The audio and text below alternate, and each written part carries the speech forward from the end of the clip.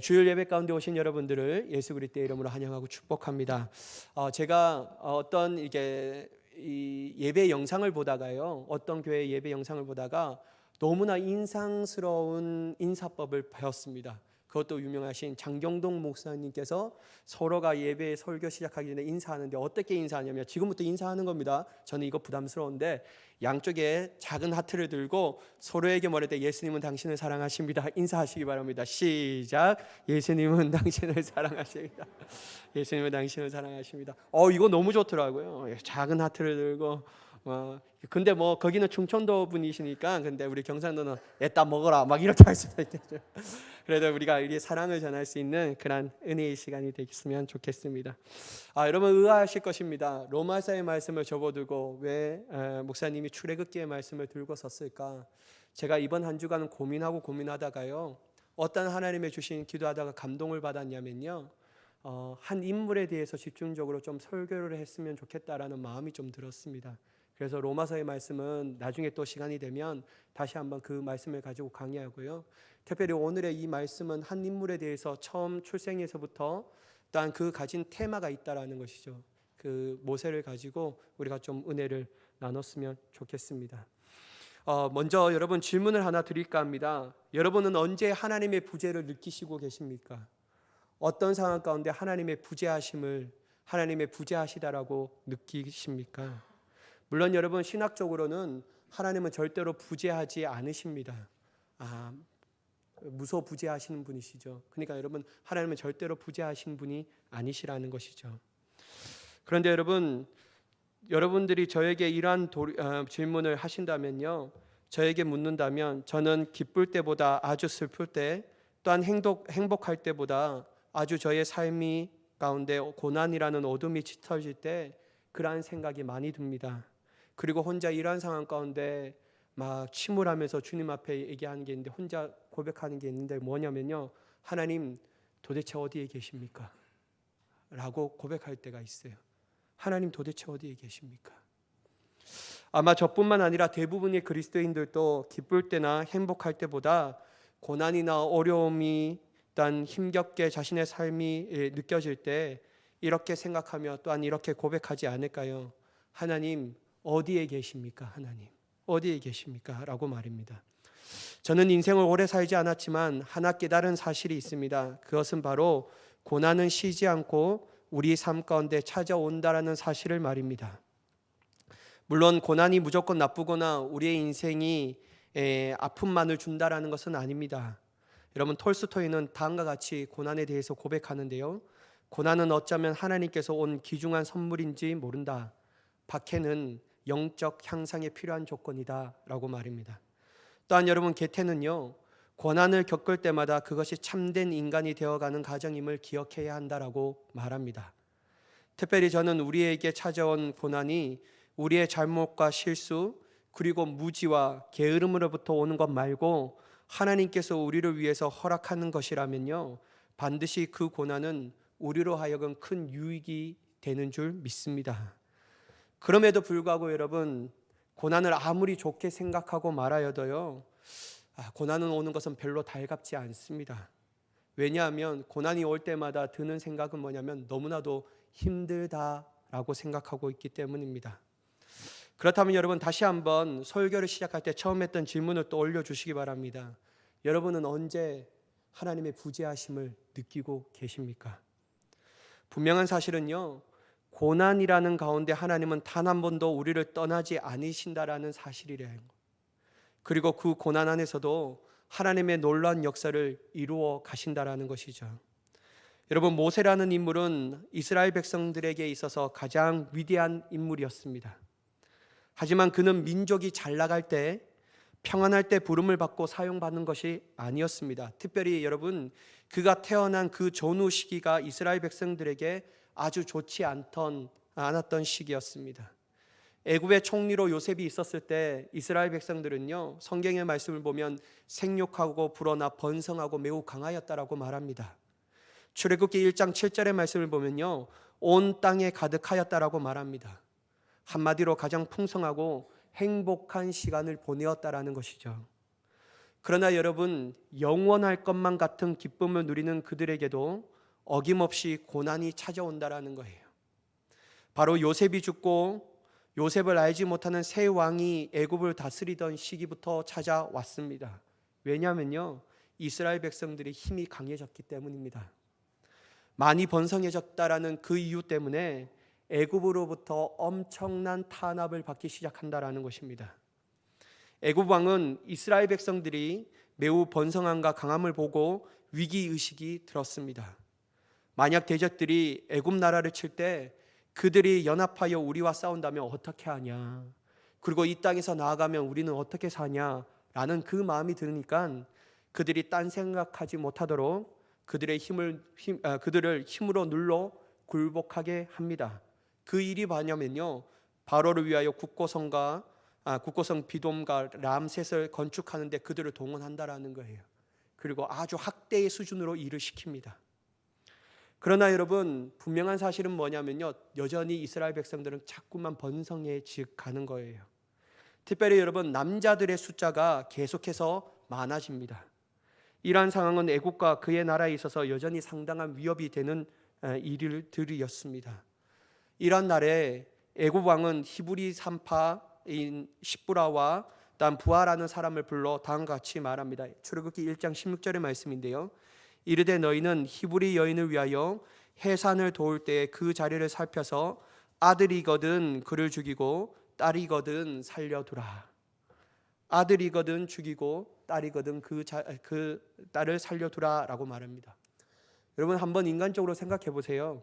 애굽 왕은 이러한 상황을 타개하기 위해서 아주 인간적이고 잔인한 방법을 사용합니다. 바로 이스라엘 여인이 아기를 낳을 때 산파인 십부라와 부하를 통하여 아들이면 그 자리에서 죽이고 딸이면 살리라는 거예요. 여러분, 어찌 양심을 가지고 있는 그 인간이면 이렇게 잔인하고 이러한 극악무도한 일들을 계획하고 실행할 수가 있겠습니까? 제가 만약 히브리 산파였던 십부라와 부하였다면요, 제가 만약에 이 모든 일들을 들은 이스라엘 백성이라면, 특별히 출산을 앞두는 여인이라면 이렇게 탄식하지 않을까요? 하나님, 도대체 어디에 계십니까? 하나님, 도대체 어디에 계시냐고요. 왜냐하면 여러분, 이러한 고난은 그들의 힘으로 도저히 해결할 수 없는 고난이었고, 그 고난을 당하는 그때가 마치 그들의 삶 가운데는 하나님의 부재하시다라고 느끼는 시간이었다라는 것이죠. 하나님이 만약 여전히 계시다면 애초에 이러한 일들을 만들지 말았어야죠. 여러분, 우리가 만약에 십부라와 부하였고 그 모든 일들을 아는 이스라엘 백성이었다면, 하나님이 만약에 살아계시고 지금도 우리와 함께 하시다면 애초에 이런 일들은 일어나지 말았어야 하는 겁니다. 그게 바로 하나님의 살아계시고 우리와 함께 하시다라는 크나큰 증거라고 생각하지 않겠습니까? 그런데 애굽 왕으로부터 이러한 일들이 일어나니까 이러한 일들을 바랐던 십부라와 부하 또한 하나님 도대체 어디 계시냐고 생각하지 않을 수가 없다라는 것이죠. 그러나 여러분, 분명한 것은 뭐냐면요, 여전히 그 고난의 크기가 크든지 작든지 말이 되든지 되지 않든지 하나님께서는 그 상황 가운데서도 여전히 그들과 함께 하신다라는 거예요. 왜냐하면 여러분, 히브리 산파였던 십부라와 부하가 애굽 왕의 명령을 어기고 남자 아기들을 살려둡니다. 그들은 왕의 명령을 어기면 자기들의 목숨까지도 위태로울 것을 알면서도 그들은 남자 아이들을 살려둔다라는 거예요. 왜 그렇게 하였을까요, 여러분? 오늘 성경을 보시면 그들이 하나님을 두려워하였다라고 말합니다. 사랑하는 여러분, 이게 그 고난 가운데도 역사하신 하나님의 증거라는 겁니다. 고난의 상황은 여전히 변치 않았지만 하나님이 여전히 그 상황 가운데 부재하고 계시는 것이 아니라 여전히 그들과 임마누엘하고 계시다라는 거예요. 어떻게 해요? 하나님께서 십부라와 부하의 하나님을 경외하는 마음을 줘서 그들이 그 남자아이를 살려두게끔 하신다라는 거예요. 좀처럼 자기의 뜻대로 되지 않아 짜증이 난 왕이 산파를 불러요. 그리고 그들에게 물어봅니다. 너 왜 그렇게 했냐고. 내가 분명히 이스라엘 백성의 아들을 태어나면 죽이라고 말하지 않았냐. 근데 너희는 왜 그렇게 아이를 살려줬냐 라고 말해요. 이때 여러분 산파들이 다음과 같이 대답하는데요. 1장 19절의 말씀인데 산파가 바로에게 대답하여 히브리 여인은 애굽 여인과 같지 아니하고 건장하여 산파가 그들에게 이르기 전에 해산하였다이다 하매. 여러분 하나님께서 얼마나 그들과 함께 하셔서 큰 역사를 베푸셨냐면요, 히브리 산파였던 시브라와 부하가 아기를 낳는다는 소식을 들었습니다. 그리고 산파였기 때문에 그 아기를 받으러 막 가잖아요. 가는 도중에 벌써 산모는 아기를 낳아버린 거예요. 그리고 막 시브라와 부하가 도착해서 딱 그 상황을 보면요, 그 산모가 어떻게 하냐면 우스갯소리로 뭐라고 하면 왔냐고, 커피 한 잔 딱 마시면서 왔냐고, 난 다 났는데 헛수고했다고 그러면서 가라는 거예요. 여러분 특별히 저는 이들의 고백 중에서 뭐가 가장 마음에 와닿냐면요, 애굽 여인과 달랐다라는 거예요. 사랑하는 여러분, 이 말씀을 우리가 주의 깊게 봐야 합니다. 왜냐하면 여러분 히브리 여인을 주님께서 강하게 하시고 건강케 하셔서 시브라와 부하가 도착하기 전에도 그들은 스스로의 힘을 통하여 아기를 낳게 하였다라는 거예요. 근데 여러분 애굽의 여인은 그렇지 못했다라는 것이죠. 여러분 이러한 상황을 알면요, 어떻게 여러분 이러한 상황 가운데서도 하나님의 부재하시다라고 말할 수 있는 사람이 누가 있겠냐라는 거예요. 저는 고난 가운데도 여전히 그들과 함께 하시는 하나님에 대한 확실한 증거가 바로 이러한 말씀인 줄 믿습니다. 또한 여러분 하나님께서는요, 자신을 격려하며 그렇게 한 산파들에게 은혜를 부어주셔서 그 집안을 흥흥하게 하셨다라는 거예요. 사랑하는 여러분, 고난 가운데도 여전히 하나님은 함께 하십니다.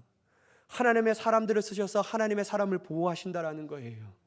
그리고 고난 가운데서도 하나님의 말씀을 기준으로 날마다 나아가는 사람들에게는 하나님은 그들의 삶을 흥황하게 하시는 줄 믿습니다. 그러므로 여러분 하나님은 절대로 부재하지 않으신다라는 거예요.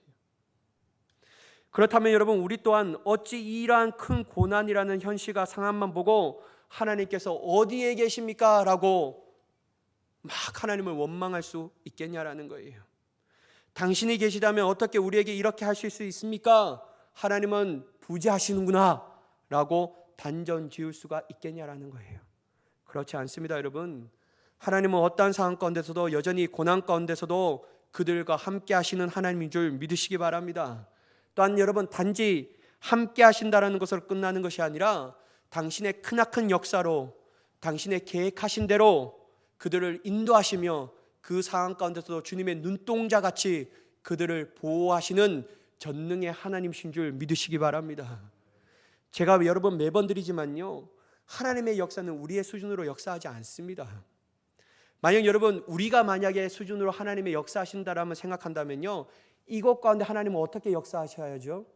제가 만약에 하나님이라면요, 첫 번째 어떻게 해야 되냐면요, 그렇게 명령한 바로의 왕을 죽여야 합니다. 급살당해야죠. 여러분 급살당해야 합니다.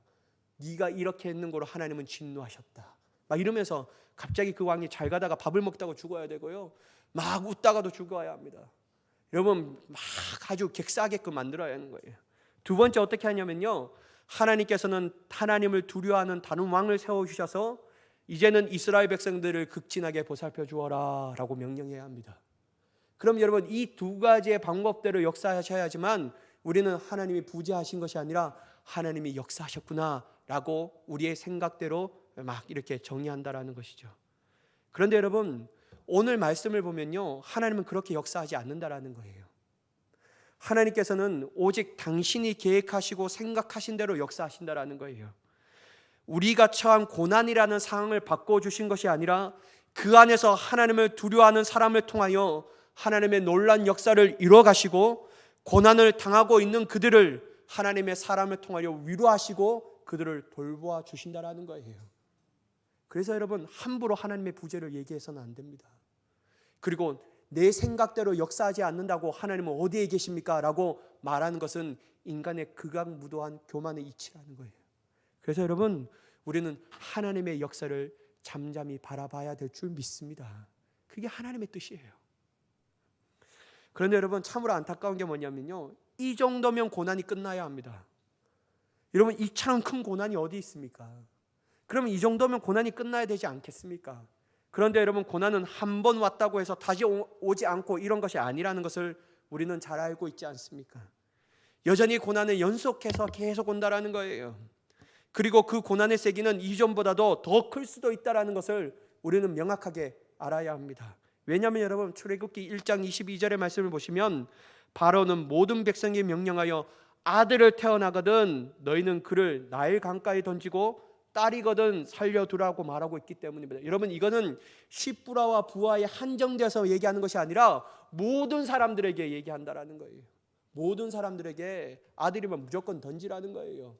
분명히 알 수 있는 명령을 그들에게 선포하였다라는 것이죠. 여러분, 오늘 이러한 상황 가운데서도 하나님의 말씀이 시작됩니다. 바로 모세의 출생이 말인데요, 1절과 2절의 말씀을 보도록 하겠습니다. 레위 가족 중 한 사람이 가서 레위 여자에게 장가를 들어 그 여자가 임신하여 아들을 낳으니 그가 잘생긴 것을 보고 석 달 동안 그를 숨겼으나. 여러분, 레위 가족 중 한 사람이 레위 여자에게 장가를 들었다고 말하는데요, 이것을 볼 때 모세의 이 지파는 어디 지파냐면요, 레위 지파였다라는 거예요. 여러분, 레위 지파는 하나님의 성전에 봉사하는 자들이었잖아요. 하나님을 찬양하는 사람들이었습니다. 하나님의 일들을 감당하는 사람들이었다라는 거예요. 이때 여러분, 그 여자는 임신하여 기한이 참에 그 아들을 낳습니다.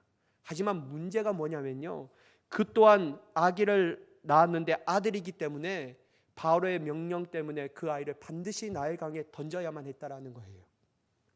그런데 여러분, 정상적인 부모라면, 엄마라면 여러분, 그 아들을, 자기가 낳는 아기를 이 강에 던질 수가 있겠습니까? 여러분, 그 아기의 엄마는 그렇게 못했다라는 거예요. 자기의 목숨이 위태로울 것도 알았지만 그 아기를 숨깁니다. 그것도 석 달 동안 막 숨겨요. 그러면 여러분, 이러한 것을 볼 때 정말 이 아기의 엄마의 절절한 심령이 여기에서 나타난다라는 것이죠. 근데 여러분, 석 달 동안 숨겼는데 이제는 더 이상 숨길 수 없는 지경에 이르렀습니다. 왜냐하면 아기가 막 큰 소리를 계속 우는 거예요. 이 아기가 더 이상 숨길 수 없고 다른 사람들 눈에 띄어지는 그 가능성이 더욱더 커졌다라는 거예요. 그래서 여러분, 그 엄마가 하는 것이 뭐냐면요, 갈대 상자를 준비해서 역청과 나무를 진을 칠하여 물이 들어오지 못하도록 하고 그 아기를 담아 나일 강가에 갈대 사이에 둡니다. 그리고 흘러 떠내려 보낼 수 있도록 한다라는 것이죠. 이러한 슬픈 광경을 도저히 볼 수 없었던 모세의 어머니를 대신하여 그의 누이 마리암을 통하여 멀리 서서 그것을 보게 합니다. 사랑하는 여러분, 만약 우리가 이러한 상황 가운데 있는 그 아이의 엄마라고 한다면요, 다음과 같이 눈물로 탄식하지 않겠습니까? 하나님, 지금 도대체 어디에 계십니까? 그가 비록 레위 자손이었지만요, 지금 이러한 상황 가운데서 하나님께 찬양하고 감사한다라는 것이 가능이나 하겠습니까? 저는 불가능할 거라고 생각합니다. 어떤 누구도 불가능할 것이라고 생각합니다. 만약 그가 하나님을 찬양할 수 있고 하나님이 부재하지 않는다라고 생각이 든다면요, 애초에 그러한 상황을 만들지 말았어야 한다라는 거예요. 그래야 하나님이시지, 그래야 내가 이런 하나님을 찬양하지, 그래야 내가 이런 하나님을 감사하지, 이런 상황을 만드신 하나님이 어떻게 나와 함께 하신다라고 말할 수 있을까라고 하나님의 부재하심을 얘기하지 않겠습니까? 누구도 여러분, 이러한 상황 가운데 자유할 사람은 도대체 아무도 없을 것입니다. 그런데 여러분, 분명한 사실은 뭐냐면요, 눈물로써 강에 자신의 아들을 갈대 상자에 떼어 넣어보는 그 여인과도 하나님은 여전히 함께 하셨고요, 그 갈대 상자 안에 있는 그 아이와도 여전히 하나님은 함께 하신다라는 거예요. 그리고 하나님께서는 이러한 말도 되지 않은 고난 가운데서 당신의 놀라운 섭리와 계획 그리고 역사를 통하여 가장 극적인 반전을 만들어내신다라는 거예요. 여러분, 5절과 6절의 말씀을 보도록 하겠습니다.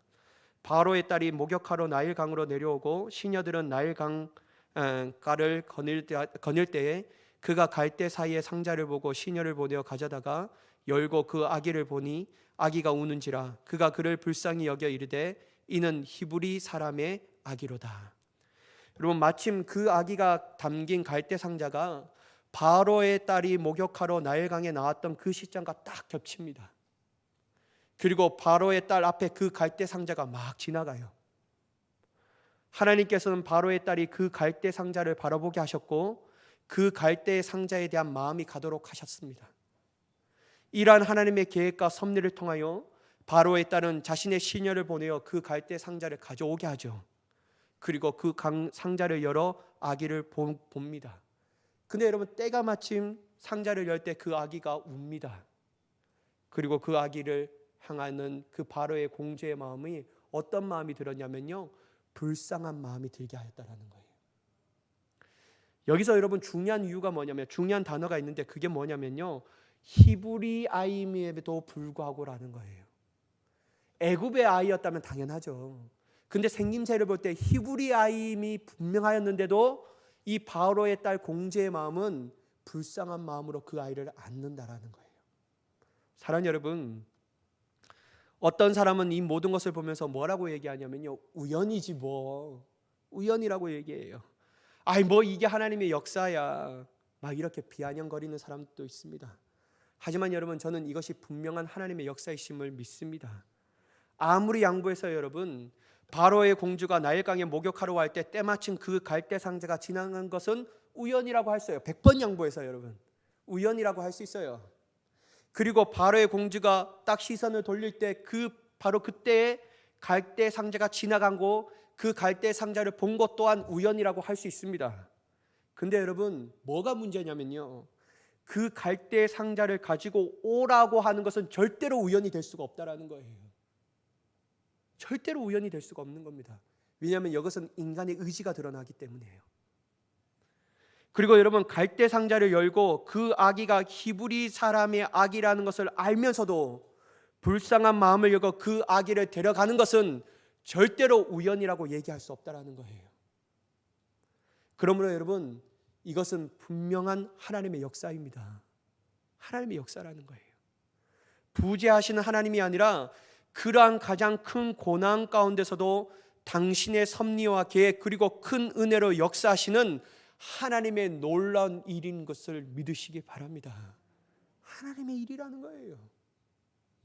저는요, 군대에 가 있으면서 정말 하나님의 역사하시는 그 손길을 자주 경험하는데요, 여러분, 이렇게 되면 참 좀 이야기가 우습겠지만 저는 제 동기가 있었어요. 같은 소대의 동기가 있었는데요, 근데 여러분, 저는 저 동기가 있었는데도 불구하고 저는 고참에게 막 따로 불러갖고 한 번도 맞은 적이 없어요. 한 번도. 근데 막 제 앞에까지 막 동기를 막 홈페이지 채웁니다. 그러면서 탁 이제 제가 맞을 탁 그 차례가 되면 꼭 누가 불러요. 그리고 막 또 이렇게 막고 딱 짓밟아갖고 막 딱 때리고 할 때 딱 제 맞아야 차이가 되면요, 됐다, 그만하자, 막 이러면서 딱 돌아가요. 그러면서 느꼈던 게 뭐냐면요, 제가 기도했거든요. 하나님, 고참들이 때릴 때려도 하나님의 역사로 멈춰지게 하여 주셔. 사랑하는 여러분, 사람들은 우연이라고 얘기할 수 있지만요, 사람의 마음은 우연이라고 얘기할 수 없는 거예요. 왜냐하면 그것은 인간의 의지로부터 나오는 감정이기 때문에요. 근데 여러분, 지나가고 보고 그런 거 다 우연이라고 할 수 있습니다. 우연이라고 할 수 있는 거예요. 근데 여러분, 그 갈대 상자를 의지적으로 가져오라게 하는 것은 절대로 우연이라고 설명할 수 없는 거예요. 그리고 갈대 상자를 딱 열었을 때 히브리 사람의 아이임에도 불구하고 내가 그 아이에 대한 불쌍한 마음을 가지게 하는 것도 절대로 우연이라고 얘기할 수 없는 겁니다. 왜냐하면 하나님께서 그 바로의 공주의 마음 가운데 불쌍한 마음을 집어 넣으셨다라는 거예요. 그래서 여러분, 고난 가운데도 여전히 하나님은 함께 하신다라는 거예요. 고난 가운데 함께 하신다라는 거예요. 여러분, 이러한 상황 가운데서도 여전히 하나님의 위대한 역사라고 볼 수 있는데요, 저는 더 크고 놀라운 역사가 있다라고 생각해요. 그게 뭐냐면요, 바로 기가 막힌 하나님의 은혜인데 그 아이가 살아난 것으로 끝나지 않습니다. 바로 바로의 공주가 그 아이를 키우는 엄마가 되었다라는 거예요. 이것 또한 여러분 큰 하나님의 역사잖아요. 근데 더 기가 막힌 하나님의 역사가 뭐냐면요, 그 아이의 친모가 그 아이의 유모가 되었습니다. 여러분, 이거 어떻게 우연이라는 거예요? 여러분, 그 아이의 어머니의 손에, 친모의 손에서 그 아이가 자라났다라는 거예요. 왜 여러분 이것이 기가 막힌 하나님의 은혜냐면요, 그 아이, 즉 모세가 비록 바로의 공주의 아들로서 왕궁에서 자라나지만 하나님께서는 그 아이의 어머니 친모를 붙여주심으로 통해서 히브리인의 정체성을 잃어버리지 않도록 하게 하셨다라는 거예요. 여러분, 왜 이게 중요하냐면요, 히브리인의 정체성을 잃어버리지 않아야지만 그가 고통받는 자기의 동족을 이끌고 가나안 땅으로 가게 하는 민족의 지도자가 될 수 있게 되었다라는 거예요. 여러분, 이게 어떻게 우연이라는 거예요? 여러분, 어떻게 이게 고난에서 하나님의 부재하시는 하나님의 손길이라고 얘기할 수가 있냐라는 거예요. 여러분, 기가 막힌 하나님의 섭리지 않겠습니까? 기가 막힌 하나님의 은혜이지 않습니까? 하나님이 정말로 친모를 붙여주시고 그 왕궁에서 정체성을 쉽게 잃어버릴 수 있는, 정말 애굽인의 정체성으로 살아갈 수밖에 없는 이 아이를 친모의 손에 맡겨주면서 너는 히브리인의 아이야, 하나님이 너의 주인이신 아이야, 이 아이가 계속 설명하는 거예요. 그러니까 여러분, 자라날 때 나중에 동족이 애굽의 사람에 맞을 때 나중에 되면 그가 막 그 애굽인을 때려쳐 죽게 하잖아요.